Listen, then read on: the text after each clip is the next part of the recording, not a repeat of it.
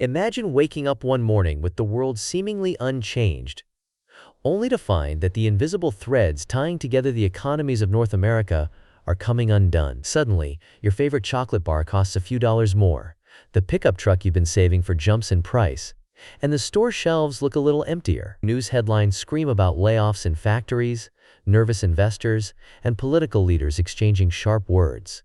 The long-standing economic partnership at the very core of prosperity in North America, between the United States and Canada, is on the verge of unraveling, and the consequences could ripple outwards, touching millions of lives on both sides of the border. This is not the plot of a novel or the script of a disaster film. It's the stark reality unfolding as the latest trade tensions between these two economic giants reach a boiling point.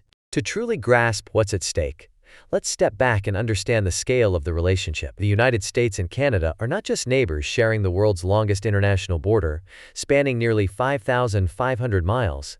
They are deeply intertwined partners. Each year, more than $762 billion worth of goods and services cross this border, making it one of the busiest and most lucrative economic corridors on the planet.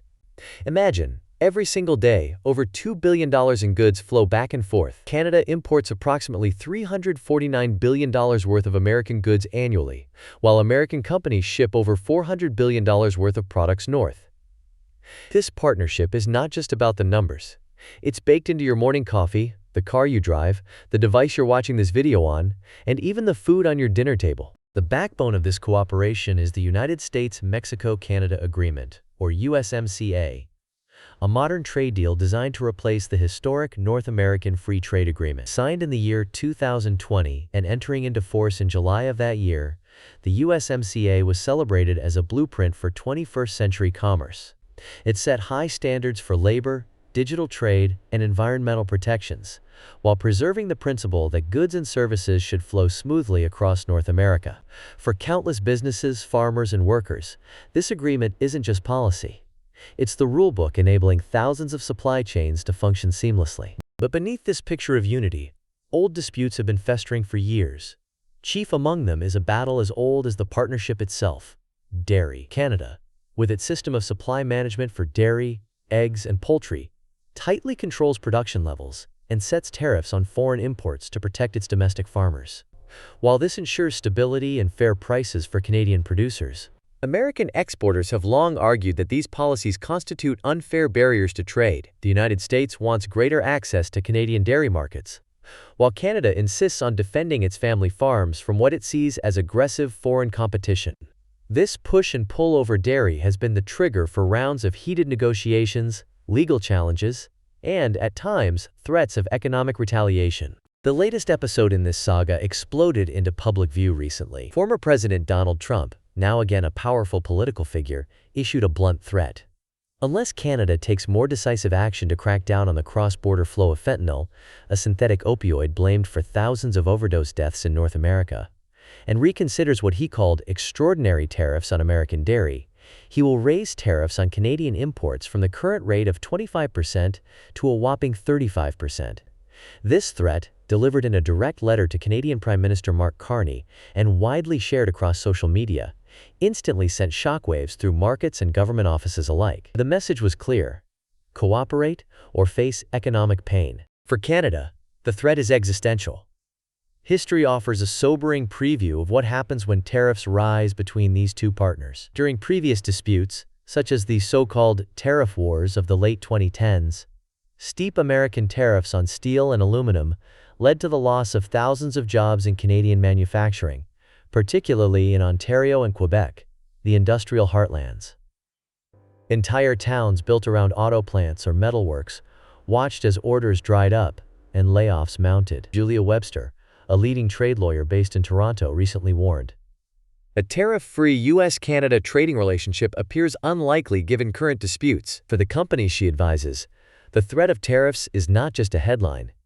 It's a daily calculation of risk, cost, and survival. On the other side of the border, American farmers and manufacturers are watching with equal anxiety. Farmers in the Midwest, already squeezed by low commodity prices and unpredictable weather, know all too well what happens when Canada hits back. Retaliatory tariffs imposed during past disputes have made it harder for American soybeans, corn, beef, and dairy to reach Canadian consumers, a market worth hundreds of billions of dollars each year. In rural communities, where farming is not just a job but a way of life passed down for generations, the prospect of losing access to Canada's enormous market threatens livelihoods and the stability of entire towns. And the stakes go far beyond numbers on a spreadsheet. For ordinary people, these tensions translate into real-world pain. When tariffs go up, so do prices. The cost of imported cheese, cars, appliances, and even smartphones can surge overnight. Small businesses that depend on cross-border suppliers may find themselves squeezed by higher costs, forcing them to raise prices or cut back on staff. The average consumer may soon feel the sting at the checkout counter, as supply chains buckle under the pressure of new fees. A recent study by economists at the University of Alberta found that tariffs can lead to a direct increase in consumer prices, with the average family paying hundreds of dollars more annually for everyday goods when trade tensions are high. As if that weren't enough, the clock is ticking on a much bigger decision. The USMCA is scheduled for its first major joint review in July of the year 2026. This review was built into the agreement as a chance for all parties, the United States, Canada, and Mexico, to reassess and renegotiate terms if needed. If relations remain icy, this review could quickly escalate into a full-scale renegotiation, or even the collapse of the agreement altogether. Such a breakdown would disrupt over $750 billion in cross-border trade, upending supply chains, costing jobs, and undermining the economic stability of the continent. So what happens if talks really do break down and tariffs spiral even higher? Let's explore several possible scenarios, each carrying its own set of challenges and consequences. Scenario 1. The United States follows through on its threat and imposes a 35% tariff on all Canadian imports. In response, Canada retaliates immediately, targeting key sectors of the American economy: agricultural goods, auto parts, and, increasingly, technology services. Trade lawyer Julia Webster cautions, a tariff-free U.S.-Canada trading relationship appears unlikely given current disputes. What would this mean in practice? For starters, higher prices across the board. Canadian products would become more expensive in the United States, and vice versa. The selection of goods on store shelves could shrink as companies adjust to the new economics. The economic chill would be felt from Toronto's bustling financial district to Texas's sprawling farmlands. Manufacturers in both countries, especially those reliant on just-in-time supply chains, could face disruptions, delays, and higher costs, all of which could trigger layoffs and reduced investment. Let's look at a real-world example: the auto industry. North American auto manufacturing is a complex web, where a single car part might cross the United States-Canada border as many as 6 times before reaching the final assembly line. A steep tariff could raise the cost of each crossing, meaning that by the time the finished vehicle rolls off the line, the price tag could be thousands of dollars higher. This would not only make North American cars less competitive globally, but could also lead to job losses in an industry that employs millions of people directly and indirectly. During past disputes, plants in Ontario were forced to cut shifts, while American suppliers in Michigan and Ohio laid off workers as orders stalled. Scenario 2. Negotiations drag on for months, but both sides stop short of the nuclear option.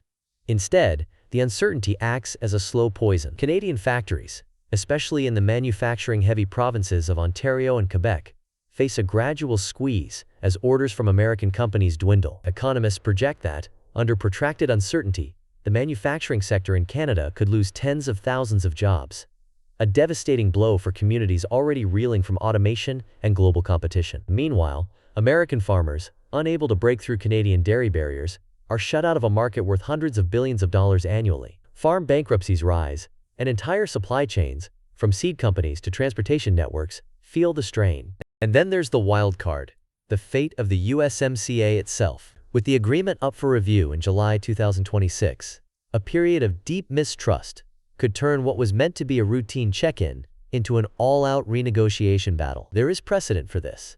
The original North American Free Trade Agreement was renegotiated after decades of simmering disputes, giving birth to the USMCA. But the process was messy, contentious, and left scars that have yet to fully heal. If the USMCA collapses, over $750 billion in annual trade would be thrown into chaos. Supply chains would be forced to adapt or relocate. Investment would stall, and businesses on both sides of the border would face a new era of uncertainty. But let's not overlook the possibility for positive change.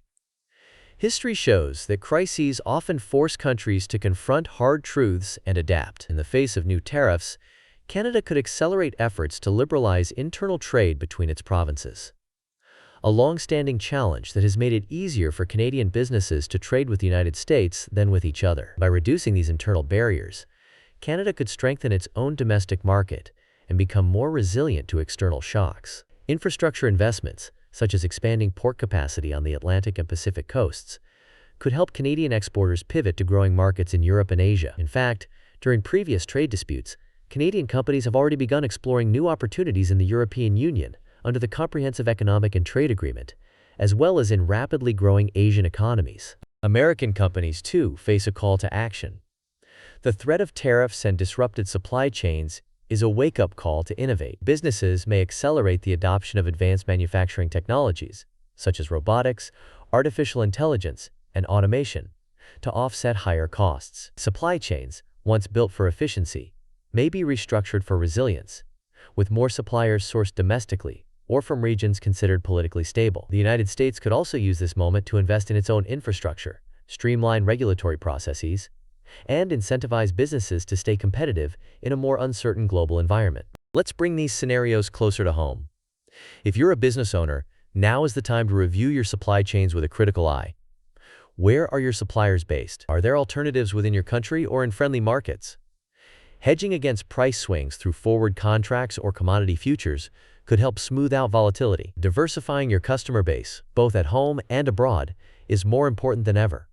For consumers, the impact may be less obvious, but no less real. Be prepared for sticker shock at the grocery store, the car dealership, or even your favorite electronics shop. Prices for imported goods could rise, and some products may become temporarily scarce as companies recalibrate their logistics. For policymakers, this is a moment of truth. Trade policy may sound like the domain of diplomats and economists, but its effects ripple outwards, shaping everything from the job market to inflation, from social stability to international reputation.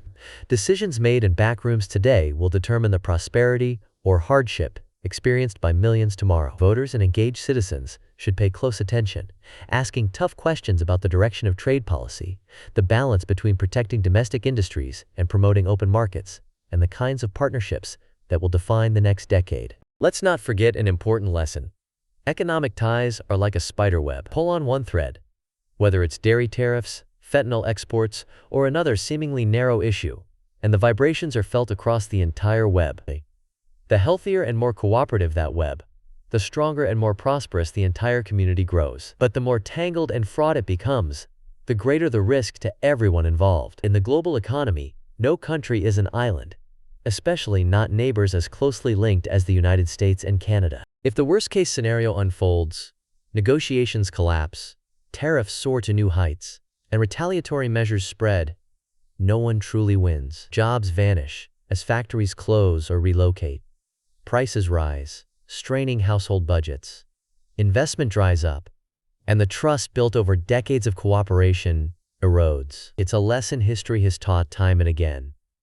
From the Smoot-Hawley Tariff Act of the 1930s, which deepened the Great Depression, to more recent skirmishes between the United States and China, trade wars may be easy to start, but are incredibly hard to win. The collateral damage falls not on politicians or billionaires, but on everyday people, workers, families, small business owners, who have the least ability to absorb sudden shocks. But even in the midst of tension, there is hope. Sometimes, pressure forces innovation and adaptation. Countries can use disputes as a catalyst to modernize their economies, strengthen domestic industries, and forge new partnerships abroad. The key is to avoid letting disputes fester into permanent rifts. As economist Alex observes, the future hinges on the ability of both nations to find common ground. Otherwise, everyone loses. So the next time you hear about tariffs, trade deals, or diplomatic squabbles on the news, remember, these are not just headlines for policy wonks. They are the invisible hand, shaping the prices you pay, the jobs you hold, and the choices you have as a consumer. Whether you're a farmer in the prairies, a factory worker in Detroit, a software developer in Vancouver, or a student dreaming of your future career, the outcome of these negotiations will touch your life in ways both immediate and profound. Let's recap what you can do.